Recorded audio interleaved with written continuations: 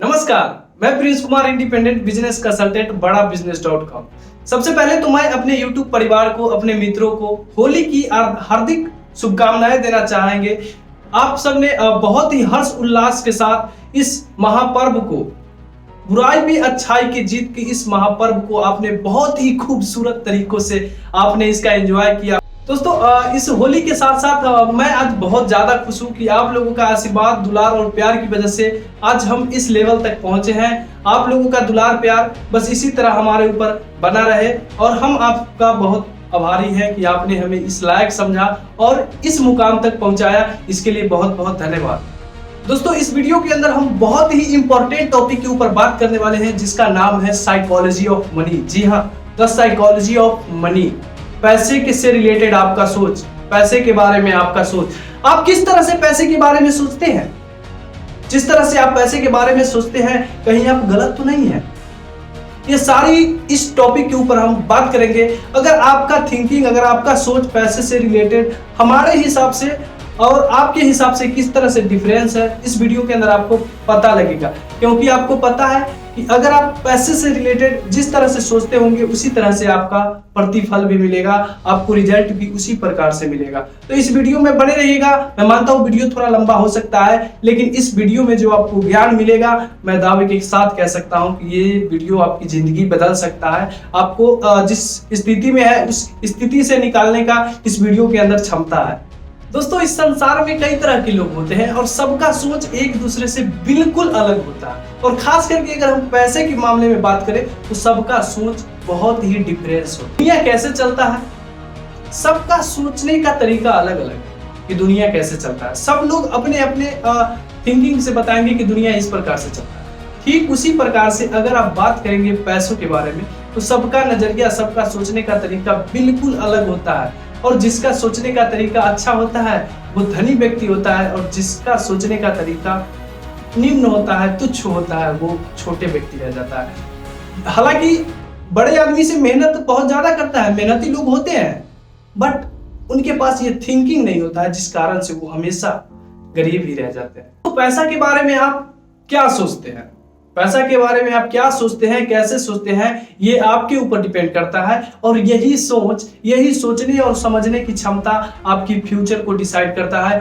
आपकी भविष्य पे निर्भर करता है। अगर आपका सोच वही मिडिल क्लास जैसा है तो आप मिडिल क्लास ही बने रह जाओगे। हो सकता है कि शायद आने वाला समय में आप दिवालियापन के कगार पे आ जाओ। अगर आपका सोच बड़े लेवल का है, उच्च लेवल का है आपका सोच, तो हो सकता है कि यही सोच आपका भविष्य को ब्राइट कर सकता है। तो ये सोचने और समझने की क्षमता आपके ऊपर डिपेंड करता है और यही सोच आपकी फ्यूचर को बदलने का क्षमता रखता है। दोस्तों, कई बार आपने अक्सर ऐसा देखा होगा, आपके आसपास भी ऐसे घटना घटा होगा कि आप देखते होंगे कि कोई इंसान है, कोई व्यक्ति है जो बहुत ही कम पैसा कमाता है, बहुत कम पैसा कमाता है, मिडिल क्लास लोग है, बट कुछ आने वाला कुछ समय में, कुछ सालों बाद वो बहुत दौलतमंद हो जाता है। जबकि आप उसके नजर के सामने उसको देखे हैं, आपको लगता है कि यार कैसे ये कर रहा है। जबकि उसके पास अगर देखें तो बैकग्राउंड उसका कुछ भी नहीं था, कुछ भी नहीं था से मतलब है कि उसका कोई खानदानी खजाना उसके पास भी नहीं था, ना ही उसके पास कोई अलादीन का चिराग था।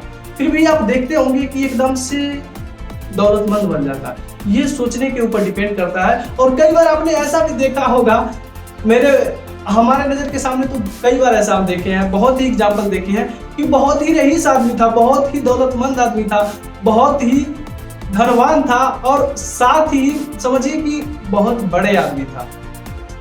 लेकिन कुछ सालों बाद, कुछ समय बाद वो एकदम दिवालियापन के कगार पे आता है। उसका ये स्थिति आ जाता है कि उसको खुद रहने के लिए घर नहीं रहता है, मांग के खाने पड़ जाते हैं। और ऐसा ही नहीं, उसको ऐसा हालात आ जाता है कि घर तक गिरवी रखना पड़ता है, घर तक बेचना पड़ता है।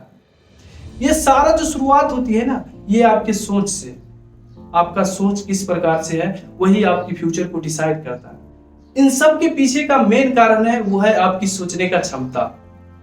इस सारी चीजों का जो जड़ है ना, ये डिपेंड करता है आपकी सोचने की क्षमता कि आप पैसों के बारे में क्या सोचते हैं और किस प्रकार से सोचते हैं। किसी ने क्या खूब कहा है कि पैसा कमाना बड़ी बात नहीं है, पैसा कमाना बहुत बड़ी बात नहीं है, उसे संयोग कर रखना बहुत बड़ी बात होती है। क्योंकि मेरी मानना है कि पैसों के भी काम होता है, आप उसको उसके बारे में जैसा सोचते हैं, जैसा बोलते हैं, वो ठीक उसी प्रकार से करता है।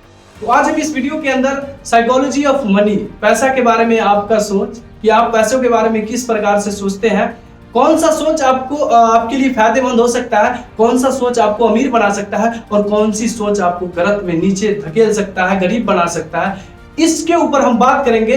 तो बने रहिएगा आप हमारे वीडियो के लास्ट तक। और आप सबसे बस एक छोटा सा रिक्वेस्ट है कि आप में से ज्यादातर लोग वीडियो तो देखते हैं, लाइक भी करते हैं, बट चैनल को सब्सक्राइब नहीं करते हैं।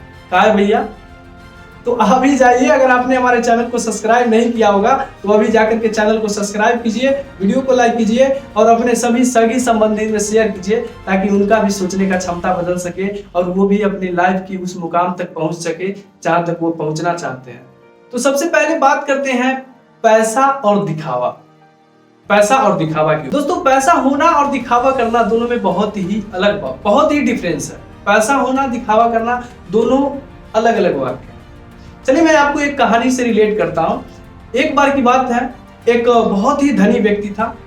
बहुत ही धनी कहने का मतलब कि वो अपनी मेहनत एवं काबिलियत के दम पे उसने बहुत सारा धन को कमाया था। उसने अपने हाथों से कई सारी कंपनियों को खड़ा किया था, खड़ा करने के बाद बड़ा किया था और बड़ा करने के बाद प्रॉफिट होने के बाद वो बेच भी दिया था। बहुत ही पैसे वाला इंसान था और बहुत ही माइंडेड इंसान था। बट उसकी एक जो कमजोरी थी वो ये कि वो अपने पास हमेशा 1 लाख 1.5 लाख रुपए का एक गड्डी लेकर के हमेशा चलता था। हमेशा उसके पास जेब में लाखों रुपया रहता था और उसके साथ 2 चाटुकार दोस्त भी हमेशा घुमा करता था। अब तो जानते ही हैं, हर चीज तो आपके नजर के सामने होता है कि जब आपके पास पैसा होता है तो हजारों मित्र बनते हैं। तो ठीक उसी प्रकार से उसके पास भी 2 चाटुकार दोस्त भी था। वो इतना रईसी था, इतना रईस था कि एक बार की बात है कि उसने अपने मित्र को एक पैसा का गड्डी निकाल के दिया और कहा कि ये लो और इस पैसे से जाकर के हमारे लिए सोने का सिक्का लेके आओ। उसने, उसका जो चाटुकार दोस्त था वो सिक्का लेकर के आया। सिक्का लेकर के आने के बाद थोड़ी देर बाद वो समुद्र के किनारे तीनों दोस्त एक लाइन से खड़ा हो गया। खड़ा होने के बाद वो तीनों समुद्र के किनारे खड़ा था और वही सोने का सिक्का को एक एक करके फेंक रहा था समुद्र के अंदर। और वो फेंक क्यों रहा था? वो ये फेंक रहा था ये देखने के लिए कि किसका सिक्का ज्यादा दूर जाता है। कई बार हम लोग भी पानी में ऐसे करके नहीं बचपन में खेला करते थे कि कितना पूरी बना, पूरी कहते थे, ऐसे करके मारते थे। तो ठीक उसी प्रकार से उसने पैसा को फेंक रहा था और ये देखने के लिए कि किसका सिक्का ज्यादा दूर जाता है। बस छोटी सी थोड़ा समय के लिए, मनोरंजन के लिए वो सोने के सिक्का अपनी कमाई को समुद्र में फेंक रहा था। बताइए ये रईसी उसका कितना दिन चला होगा। एक बार की बात है, वो एक बार होटल में गया। होटल में जाने के बाद उससे होटल का एक कोई कॉस्टली सामान था वो टूट गया। टूट जाने के बाद होटल का मैनेजर जो था वो थोड़ा गुस्सा में आकर के कहा कि सर आपने ऐसा क्यों किया, आपको इसके लिए पेनाल्टी देना पड़ेगा। और उसने $500 का पेनाल्टी का मांग कर दिया। अब ये इसी बात पे रुष्ट हो गया। उसके साथ 2 चाटुकार दोस्त भी था। उसने कहा कि तुम्हारी इतनी हिम्मत कि तुम हमको आके कह सको कि सर ये पेनाल्टी देना पड़ेगा। और उसने उसी वक्त अपने जेब से एक गड्डी निकाला और कहा कि ये लो, आज के बाद तुम अपनी हमारी शक्ल मत देखा। बताइए ये रवैया उसका कितने दिन चला होगा? जी हाँ बिल्कुल, बहुत कम दिनों चला। और कुछ दिन बाद एक आपदा के कारण वो पूरी तरह से दिवालियापन के कगार पे आ गया और एकदम से उसके साथ कोई नहीं बचा। ना उसके पास धन था और ना उसके पास चाटुकार दोस्त था। क्योंकि आप जानते हैं कि जब आपके पास पैसा हो तो सहस्त्रों आपको मित्र बन जाएंगे, जब आपके पास पैसा नहीं हो तो सब आपके साथ छोड़ देते हैं। तो वही हुआ इसके साथ। उसका जो 2 चाटुकार दोस्त था वो भी इसका साथ छोड़ दिया और ये पूरी तरह से दिवालियापन के कगार पे चला। बहुत सारे लोग हैं और कई बार तो हम लोग भी ऐसी गलती, ना चाहते हुए भी ऐसी गलती कर देते हैं। कई बार हम लोग ऐसी चीजों के पीछे पैसा को वेस्ट कर देते हैं, ऐसी चीजों की जिसका हमें दरअसल जिंदगी में कोई उपयोग था ही नहीं। हमारे लिए वो अनावश्यक चीज था, उसके पीछे भी कई बार हम पैसा को खर्च कर देते हैं, वेस्ट कर देते हैं, उसको वेस्ट ही कह सकते हैं। कई बार हम अपने पड़ोसन को जलाने के लिए, तुच्छ जैसी लोगों को दिखाने के लिए, दिखावा करने के लिए, अपने पड़ोसी के कुछ लोगों को दिखाने के लिए, जलाने के लिए हम उस चीज के पीछे पैसा को वेस्ट कर देते हैं जिसका हमें दरअसल कोई आवश्यकता ही नहीं था। हमारे लिए वो अनावश्यक था, फिर भी हमने इसलिए खरीद लिया कि हम उसको दिखा के जलाएंगे। भैया सच तो ये है कि आप क्या कर रहे हैं, दुनिया को इससे कोई लेना देना नहीं। आप कुछ भी करो, दुनिया को उससे कुछ लेना देना है ही नहीं। यही हम सब की कमजोरी है और यही कमजोरी हमारे आने वाले भविष्य का असफलताओं का कारण बन सकता है। करते हैं दूसरे टॉपिक के ऊपर, पैसा का सही उपयोग। किसी ने क्या खूब कहा है कि धनी बनना बड़ी बात नहीं है, धनी बने रहना बहुत बड़ी बात है। यदि आप धनी बनना चाहते हैं या धनी बने रहना चाहते हैं तो आपको कुछ अलग सोचना होगा, आपको कुछ एडवांस सोचना होगा, इन जो नॉर्मल लोग हैं इनसे अलग सोचना होगा। क्योंकि अगर आपका भी सोच सेम इसी प्रकार से होगा तो इसमें और आप में क्या डिफरेंस रह जाएगा। और ये अगर अमीर नहीं बन पाए हैं तो क्या गारंटी है कि आप अमीर बन जाओगे। सो आपको इससे अलग सोचना होगा, इससे डिफरेंस सोचना होगा, खासकर से पैसों से रिलेटेड चीजों। आप भली बात ही जानते हैं कि धन संबंधित ज्ञान हमें स्कूलों और कॉलेजों में नहीं सिखाया जाता है। स्कूलों और कॉलेजों में हमें धन संबंधित ज्ञान पे फोकस नहीं किया जाता है, जोर नहीं दिया जाता है। हमें स्कूलों और कॉलेजों में शैक्षणिक निपुणताओं पे ध्यान दिया जाता है, ना कि धन संबंधित विषयों पे। दोस्तों, हम धन संबंधित विषय या धन से रिलेटेड चीजों को अपने माता पिता से सीखते हैं, हम अपने घर के, अपने फैमिली के, अपने सदस्य से सीखते हैं कि वो किस प्रकार से पैसे के बारे में सोचते हैं। और आप ये बताइए, एक मिडिल क्लास पेरेंट्स अपने बच्चों को पैसे के बारे में ज्यादा से ज्यादा क्या सिखा सकते हैं? क्या सिखा सकते हैं? वो ज्यादा से ज्यादा ये कह सकते हैं कि बेटा मन लगा के पढ़ाई लिखाई करो, उच्च स्तर की शिक्षा प्राप्त करो और कहीं जॉब करो। जिस प्रकार से एक बैंक मैनेजर का बेटा पैसों से रिलेटेड चीजों को सीख सकता है, पैसों से रिलेटेड चीजों के ऊपर वो अपना फैसला ले सकता है, उस प्रकार से एक मिडिल क्लास का बच्चा कभी नहीं सोच सकता है। उसके सोच में और मिडिल क्लास के सोच में बहुत ही डिफरेंस होगा। एक बैंक मैनेजर का लड़का पैसा से संबंधित रिस्क लेने के लिए वो हमेशा तैयार रहेगा, बट एक मिडिल क्लास के बच्चे जो है वो इन सब चीजों से दूर रहेगा। क्योंकि कुछ मिडिल क्लास पेरेंट्स तो ऐसे होते हैं, वो खुद इन सब रिस्की चीजों से डरते हैं, उनको खुद पता नहीं होता है। अगर कुछ पेरेंट्स को पता भी होता है तो वो डरते हैं, वो जानते हैं कि ये पैसा है, अगर इसे दबा करके नहीं रखा जाए, सेव करके नहीं रखा जाए तो ये किसी भी समय हमें कुछ भी बना सकता है। और यही शिक्षा अपने बच्चों को देते हैं। में से बहुत सारे लोग, सभी लोग पैसा कमाते हैं तो वो बैंक में सेव करते हैं, बैंक के अंदर रखते हैं, 20 साल 25 साल रखते हैं, अपनी बिटिया की शादी के लिए रखते हैं, कुछ खरीदने के लिए रखते हैं, वो सेविंग करके रखते हैं। एक बात बताओ कि जब आप बैंक के अंदर पैसा रखते हो तो बैंक आपको साल का आधा से 1% देता है, साल का आधा से 1% वो आपको प्रॉफिट देता है, रिटर्न देता है। बट अगर आप उसी पैसे को स्टॉक मार्केट के अंदर आप डालते हैं तो स्टॉक मार्केट, अगर उसका डाटा देखेंगे तो बहुत सारा शेयर, बहुत सारा स्टॉक जो है वो पिछले 1 साल 1.5 साल में 15%, 25%, कई शेयर तो 50% तक का भी रिटर्न देते हैं और दिए हैं। अगर पिछले 5 साल 7 साल की डाटा देखेंगे तो कोई 500%, कोई बहुत ऐसे है कि 2-2 हज़ार% तक का ग्रोथ दिया है स्टॉक में। तो क्यों ना हम स्टॉक के अंदर पैसा डाल सकते। लेकिन स्टॉक के अंदर लोग यही है कि अमीर लोग पैसा डालते हैं और जो गरीब है, मिडिल क्लास लोग हैं, वो इनके बारे में थोड़ा सा भी नहीं जानते, कुछ नहीं। इंडिया के अंदर तो अपने पैसे, खुद का कमाया हुआ पैसा भी लोग स्टॉक मार्केट और शेयर मार्केट में डालने से डरते हैं, हिचकिचाते हैं। अगर अपने भारत की छोड़ दे, अगर अलग कंट्री की बात करें, हम अमेरिका की बात कर लेते हैं, तो अमेरिका के 90% लोग बैंक से लोन लेकर के अब फिर वो स्टॉक के अंदर इन्वेस्ट करते हैं। 1-2 इंसान नहीं, 90% लोग। तभी तो आज वो इतना ग्रोथ पे है, इतना आगे बढ़ चुका है यूएसए। वहां के 90% लोग, और वहां का एक नियम है कि आपको लोन लेना ही है बैंक में। इससे क्या होता है कि सरकार का भी अर्थव्यवस्था बनता है, क्योंकि बैंक पूरा पैसा अपने पास रखेगा तो वो बिजनेस क्या करेगा, वो अपने बैंक कैसे पैसा कमाएगा। अगर आपको बैंक देगा तो बैंक को आप कुछ रिटर्न देंगे। वहां का एक नियम है कि आपको लोन लेना ही लेना है। तो वहां के लोग क्या करता है 90% 99% लोग जो है बैंक से लोन लेकर के स्टॉक मार्केट के अंदर इन्वेस्ट कर देते हैं, किसी कंपनी के शेयर में निवेश कर देते हैं। और ये पैसा निवेश करना सेविंग का सबसे बड़ा महत्वपूर्ण हिस्सा है। अमीर बनने का सबसे बड़ा राज है, आप निवेश कर सकते हैं। बैंक क्या होता है कि अगर आपको लोन देता है, या वहां की अमेरिका की बात करें तो बैंक सालाना 6 से 7% का रिटर्न देता है, और वही पैसे को वो स्टॉक के अंदर अगर वो डाल देता है तो उसे स्टॉक, अगर उसकी किस्मत अच्छा रहा तो कम से कम 15 से 25-30% तो उसको साल का रिटर्न मिल ही जाता है। और सबसे अच्छी बात है कि स्टॉक के अंदर कंपाउंडिंग भी होते हैं, कंपाउंडिंग का प्रॉफिट उसको मिलता है।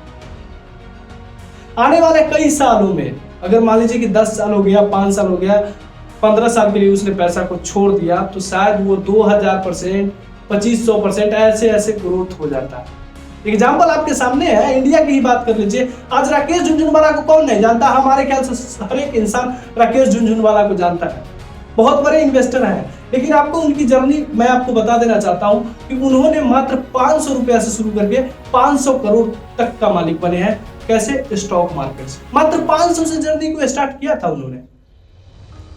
उनका मेन योगदान जो है उनके पापा पे जाता है, क्योंकि उनका पापा जो है स्टॉक मार्केट का, उनके पिता के पास नॉलेज था। इस वजह से उन्होंने अपने पिता से ये सब चीजें सीख लिए थे कि स्टॉक मार्केट क्या होता है, कैसे, हर चीज को जान लिए थे। और उन्होंने 500 रुपया निवेश किया था टाटा टी, चाय पत्ती है ना, टाटा टी कंपनी के अंदर उन्होंने 500 रुपया को इन्वेस्ट किए थे, और 5 साल के अंदर ही बहुत बड़े मुनाफा कमाए थे, बहुत बड़े रिटर्न कमाए थे। और आज सिर्फ वो निवेश के कारण इतने पॉपुलर, इतने महान और इतने दौलतमंद इंसान बन चुके हैं। तो ये होता है इन्वेस्टमेंट का पावर, निवेश का पावर, स्टॉक का पावर, शेयर का पावर। अरे दुनिया को छोड़िए, हमारे एक मित्र हैं, बहुत ही अच्छे मित्र हैं, मैं नाम नहीं लेना चाहूंगा पब्लिकली। उन्होंने क्या किया, क्योंकि गलत तो रिस्क तो बहुत बड़ा लिए थे, मैं भी उनको थोड़ा सा वार्न किया था कि ऐसा नहीं कर सकते, लेकिन उन्होंने किया था। उन्होंने क्या किया कि बैंक से 5.5 लाख रुपया का लोन लिया, और लेने के बाद उसने HDFC बैंक, मतलब HDFC बैंक से ही लोन लिया, और HDFC बैंक के स्टॉक के अंदर, शेयर के अंदर निवेश कर दिया। उसको साल का जो है, समझिए कि जब उसके रिटर्न देने के बाद आए, तो वो जो बैंक से वहां से जो रिटर्न पाया था उससे भी कम अमाउंट उसको देना पड़ा, मतलब 3 गुना वो प्रॉफिट करके, और बहुत, मतलब एक घर भी बना लिया था उसके साथ साथ। मतलब निवेश से बहुत रिटर्न, बहुत तगड़ा रिटर्न उसने अचीव किया था। उस समय शायद उसका 3 साल में जो है ओवरऑल 75% का रिटर्न उसको ओवरऑल मिला था, और उसे बैंक को 20 या 25% उसको ब्याज देना पड़ा था लोन का। तो ऐसे ये होते हैं निवेश का पावर। ऐसे ऐसे लाखों एग्जाम्पल है। मैं आपको कोई फाइनेंशियल एडवाइस नहीं देता हूं कि आप जाकर के स्टॉक के अंदर निवेश कर दें। आपको सही जानकारी बहुत जरूरी होती है कि आप कंपनी के अंदर क्या क्या देखना पड़ता है, हर एक चीज को देखना पड़ता है कि कंपनी का डेप्ट कितना है, कंपनी क्या करती है, कंपनी का फ्यूचर कैसा है, उसके साथ कंपनी कहाँ कहाँ रजिस्टर्ड है आने वाला समय में। मतलब बहुत सारी चीजों को देखा जाता है, तब जाके आप वहां पे डिसीजन लिया जाता है कि नहीं, इस शेयर के अंदर हम इन्वेस्ट कर सकते हैं। वहां पे 2 संभावना होता है, कई बार आपका लॉस का भी सामना करना पड़ सकता है। तो मैं आपको फाइनेंशियल कोई एडवाइस नहीं देना चाहते हैं, लेकिन अगर आप थोड़ा सा जीवन में रिस्क उठाना चाहते हैं तो आप स्टॉक के अंदर निवेश कीजिए, इससे आपका बहुत ही फायदा हो सकता है। अगर आप अच्छे स्टॉक को अगर आप सिलेक्ट करते हैं जो कि बहुत पॉपुलर स्टॉक है, तो उस स्टॉक के अंदर लॉस का 0% चांस रहता है, प्रॉफिट का 100% चांस रहता है। हमेशा कभी भी आप निकालेंगे तो वो प्रॉफिट में ही निकालेंगे। कुछ स्टॉक के अंदर, कुछ शेयर के अंदर क्या होता है कि रिटर्न अगर ज्यादा संभावना होता है तो वहां पे थोड़ा रिस्क रहता है कि यार ज्यादा ये रिटर्न दे सकता है, नई कंपनी है, ज्यादा रिटर्न दे सकता है। तो कई बार ऐसा होता है कि वहां पे पैसा डूब भी जाता है। अगर आप पॉपुलर स्टॉक के अंदर, शेयर के अंदर इन्वेस्ट करते हैं तो वहां पे ये डर खत्म रहता है। किसी ने क्या खूब कहा है कि समय बड़ा बलवान है भैया, समय से बड़ा बलवान कोई नहीं है इस दुनिया में। समय ने अच्छों को अर्श से फर्श तक पहुंचाया है और फर्श से अर्श तक पहुंचाया है। समय बहुत बड़ा बलवान है। अगर आप समय रहते बदल गए तो अच्छी बात है, समय से पहले आप अगर बदल गए तो भी अच्छी बात है, लेकिन अगर आपको समय ने बदला तो बहुत तकलीफ होगा। एक बार की बात है, मैं आपको ये सच्ची घटना बताता हूँ कि एक बार मैं अपने पापा के साथ बात कर रहा था, तो बातचीत करते करते ही पापा ने कहा कि बेटा ये जो जमीन है, तो कहे जी पापा, तो ये जो जमीन है ये तुम्हारा जन्म वर्ष, हमारा जन्म वर्ष समझिए मैं अभी 21 साल का हूँ, तो ये तुम्हारा जन्म वर्ष जो है ये 10,000 रुपये का मिल रहा था और हमें ही मिल रहा था, लेकिन और आज की डेट में देखा जाए तो ये 10 करोड़ में भी नहीं मिल पाएगा। तो हमने कहा कि पापा तो फिर आपने उस समय लिया क्यों नहीं? तो कहा बेटा बात ऐसा है कि उस समय हमारे पास जो सेविंग था ना बस वही था, और मैं अगर जमीन की तरफ देखता तो मैं अपने फैमिली को छोड़, मतलब एक तरह से हम ना इधर देख सकते थे ना इधर देख सकते थे, क्योंकि हमारे पास मात्र 10,000 रुपये से भी कम सेविंग हमारे पास था और हम कुछ कर्ज में भी डूब जाते। उसके साथ हम बच्चे थे, हमारे तुम था, मम्मी थी, तो अगर इन फ्यूचर खुदा ना खास दुख दर्द ऐसा कुछ हो जाता तो हम क्या करते उस समय, क्योंकि मैं उस समय 10 रुपया 15 रुपया रोज का कमाता था, उसमें बहुत सारा फैमिली था, देखना पड़ता था, ये सिस्टर थी इसकी शादी करनी है, वो बहुत सारी बातें उन्होंने बताया। तब हमें एक चीज ये समझ में आया कि निवेश डिपेंड करता है समय के अनुसार, आप किस समय निवेश कर रहे हैं। समय बहुत बड़ा बलवान है, तो जब भी आप किसी स्टॉक या शेयर के अंदर इन्वेस्ट करें तो आप एक स्ट्रेटजी हमेशा याद रखें, कभी भी इन्वेस्ट करें तो वो करें गिरावटी में।